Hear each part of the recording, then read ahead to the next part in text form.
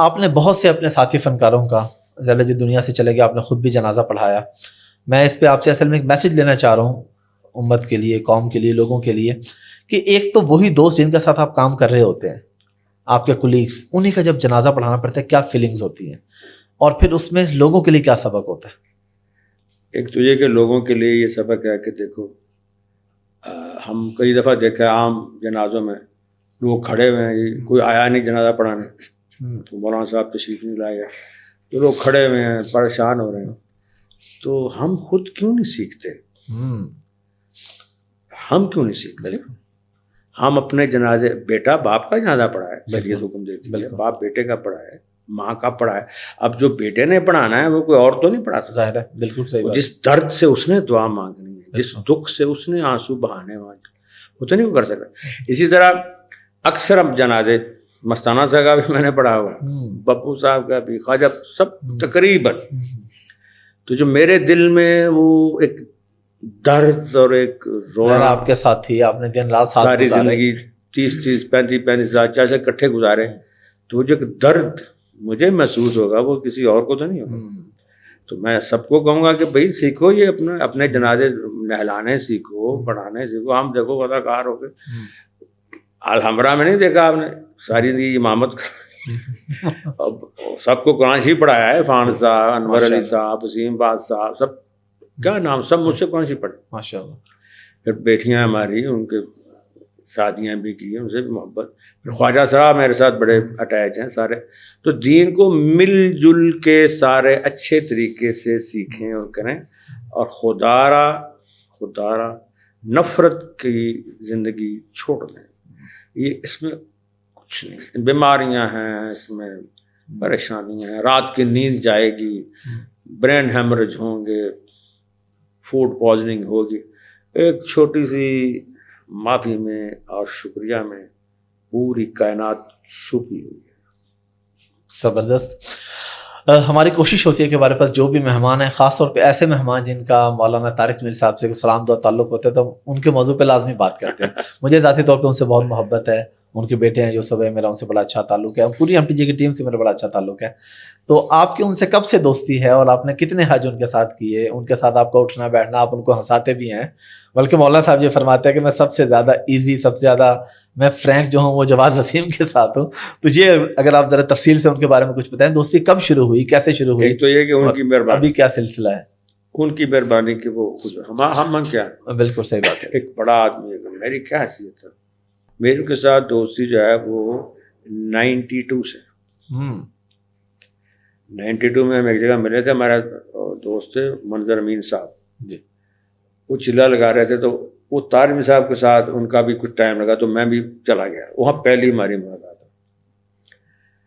تو اس سے پہلے میں کہا کہ مجھے اس فیلڈ میں جو تبلیغ میں جو لایا نا، وہ حافظ انور محمود صاحب، اچھا، افسی کلمے میرے ساتھ پڑھتے تھے. وہ مجھے ادھر تبلیغ کی طرف لے کے ایسے نماز تو پڑھتا تھا جی جی، لیکن وہ ان کے کریڈٹ ان کو جاتا ہے. ماشاء اللہ. تو طارمی صاحب کے ساتھ میں نے یورپ کے سفر کیے، افریقہ کا سفر کیے، بے شمار تو میں کافی حج کی ان کے ساتھ جی جی، ماشاء اللہ. اندرون میں سفر کیے. ان کی یہ شفقت ہے، ان کی محبت. دنیا میں کسی جگہ ہوں گے پہلا فون مجھے آئے، کہاں ہی ہوں، افریقہ کے جنگلوں میں جہاں سگنل بھی نہیں آ رہا ہے، پتہ نہیں کہاں سے لے کے بنگلہ دیش، امریکہ، کینیڈا، جہاز میں سے فون کر رہے ہیں.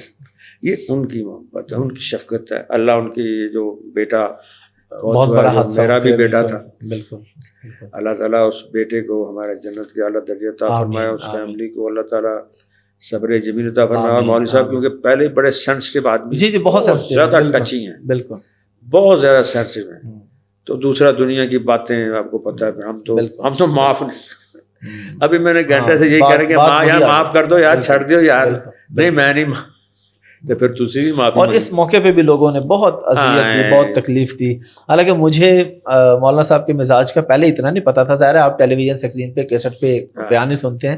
جب میں ان کے قریب کچھ بیٹھا، میں نے دیکھا ہم ان کے پاس اگر 3-4 لوگ بیٹھے، ایک بندے نے اپنی کسی رشتے دار کی یا دوست کی کوئی تکلیف بتائی ہے نا، مولانا رونے لگ گیا. وہ دوسرے کی تکلیف سے ان کے آنسو نکل آتے. میری زندگی ان کے ساتھ اتنے سینسٹیو، اتنے ٹچی، اتنے رحم دل. بالکل بالکل بڑے پیارے، اور میں تو ان کے اخلاق سے بے حد متاثر ہوں. باقی وہ جو دکھاتے رہتے ہیں نا، میں وہ بھی آپ کو بتا دوں، یہ جو ان کا کہتے ہیں ہاتھ پیچھے کر لیا اور یہ میں اپنی آنکھوں سے دیکھا کہ ان سے نا لوگ ملنے گلے. جی میں آپ جی ایک آدمی نے آ کے ان کا ماتھا سے پکڑا، اتنی زور سے اس نے اپنی طرف کھینچا اور ماتھا چوما کہ مجھے لگا کہ مولوی صاحب کی گردن گئی، من کا ٹوٹ گیا. تو اب دوسرے جو ہاتھ، میں اپنی بات بتاؤں، مجھے بھی لوگ کئی کراؤڈ میں ہاتھ ملاتے ہیں، یقین کریں مجھے فیصل آباد میں ایک آدمی نے ہاتھ ملایا، تقریباً 6 مہینے میری درد ہی نہیں گئی. اب اس کے بعد میں جس سے بھی ہاتھ ملاؤں اب وہ کو میری ویڈیو بنا لے، دیکھو جی کس طرح دا ہے گا انج ہوا، میرے ہاتھ ٹوٹ گیا میرا.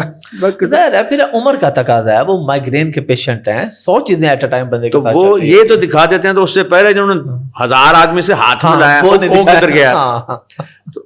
میں تھک جاتا ہوں، حالانکہ وہ تو ہے نازک، اتنی بڑی شخصیت ہے، میرا ایسے ہو جاتا ہے، میں کہا یارو بس کریں گے یار.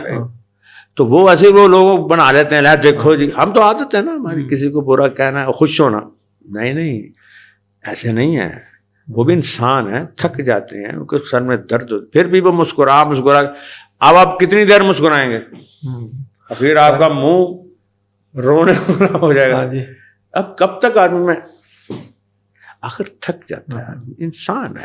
اب دیکھیں اس موقع کے بعد بھی، ابھی اس واقعے کے چند دنوں کے بعد جب مولانا عمرے پہ جانا تھا تو لاہور والے گھر میں تھے، تو میں اپنی مسز کے ساتھ گیا، فیملی کے ساتھ ملاقات کرنی تھی. تو وہ میری بیٹی کو انہوں نے ہاتھ ملایا، 4 سال کی میری بیٹی ماشاءاللہ، اس کو خود، اور میری مسز مجھے بتا رہی کہ ہم ان سے افسوس کرنے آئے ہیں، وہ جتنی دیر ہمارے پاس کھڑے رہے ان کے چہرے پہ اسمائل رہی ہے. یہ کتنی بڑی بات ہے یہ کہ چہرے پہ ہر وقت اسمائل رکھنا. پھر وہ میں انہیں اکثر کہتا ہوں کہ آپ دین ایسے بیان کرتے ہیں مولانا صاحب کہ پتہ مجھے یہ چلا ہے کہ جتنا رومانس ہے سارے کا سارا دین میں ہے، اور سرکار دو عالم صلی اللہ علیہ وسلم کی سیرت مبارک میں، زندگی میں ہے. اور جتنی آپ سے گفتگو کر کے آقا علیہ السلام کی محبت میں اضافہ ہوتا ہے، اصل گفتگو وہ ہے جس میں اللہ اور اس کے رسول کی محبت میں اضافہ ہو. بے شک بڑے وہ مجلس ہوتی ہے جو کامیاب ہوتی ہے. تو میں نے کہا آپ سے جب ملتے ہیں حضور کی محبت، ایسے حدیث ایسے بیان کرتے ہیں، ایسے پھر کھول کے، پھر آپ علیہ السلام کی زندگی، کیونکہ میں نے کہا کتنے حج کیے، کتنے، تو میں تو ان کو تھوڑی دیر میں، ایک دفعہ مجھے کہتے ہیں مکہ شریف میں تھے، میں جانے کہتے بيٹھ جاؤ، کہتے ہیں تمہیں پتہ ہے کہ قیامت والے دن آدمی سب سے زیادہ پریشان کس بات پہ ہو؟ میں کہ مجھے کہنے لگے غلط صحبت سے. یا ویلتا لیتنی لم اتخذ فلانا خلیلا، میں اس کا دوست کیوں بنا، وہ میری سہیلی کیوں بنی، میں بروں کے ساتھ کیوں بیٹھی، میں کیوں بیٹھا. روئے گا مالنا من شافعین، ہائے آج کوئی میری سفارش کرنے والا نہیں، ولا صدیق حمیم، آج میرا وہ کوئی دوست نہیں، وہ اچھے والا جو آج میرے ساتھ چلے. تو کہتے ہیں سب سے زیادہ غم اس بات کا ہوگا، اپنی صحبت کو اچھا کرو.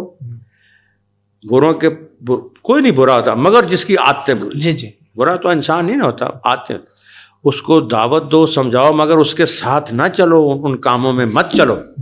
یہ انہوں نے مجھے ایسی نصیحت کی ان کا. تو وہ تو ہمیں، آپ کو پتہ ہے، برے بندے دی صحبت میں جویں دکان لوہارا، کپڑے میں کنج رکھیے چنگا پین ہزاراں. بالکل. تو نیک بندے دی صحبت میں جویں دکان اتارا، سودا پاویں مول نہ لئیے بھلے آن ہزاراں. بالکل. یہ انہوں نے مجھے کہا کہ اپنی صحبت کو ہمیشہ اچھا رکھنا، نیک لوگوں کی صحبت، نیک جگہوں کی صحبت، نیک کتابوں کی صحبت، نیک خیالات کی صحبت. 4 صحبتیں، چاروں ٹھیک ہونی چاہیے. ہر ایک بھی بگڑ گئی گئے، خیالات بھی پاکیزہ ہوں، جگہ بھی پاکیزہ میں جاؤ، دوست بھی اچھے رکھو، بکس بھی وہ رکھو جو تمہیں ہمارے دین میں اضافہ کریں، علم میں اضافہ کریں.